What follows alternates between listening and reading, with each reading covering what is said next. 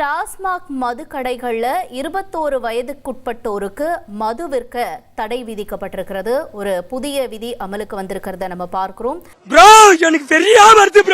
கண்டிப்பாக அதாவது தமிழகத்தில் புதிய அரசு பதவியேற்ற பிறகு பார்த்தோம் அப்படின்னா தமிழகத்துல பள்ளி கல்லூரிகளுக்கு அருகே மற்றும் வழிபாட்டு தலங்களுக்கு அருகே அதே போல பார்த்தோம் அப்படின்னா பொதுமக்கள் அதிக கூடும் பகுதிகளில் இருக்கிற டாஸ்மாக் கடைகளை மூடுவதற்கு ஒரு உத்தரவு பிறப்பிக்கப்பட்டது. இந்த உத்தரவின் அடிப்படையில கடந்த 2 தினங்கள்ல மற்றும் 300க்கும் மேற்பட்ட கடைகள் மூடப்பட்டிருக்கு.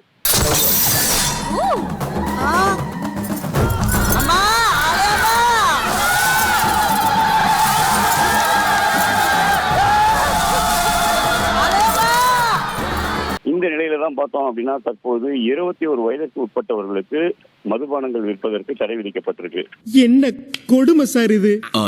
Thank you your honour, thank you.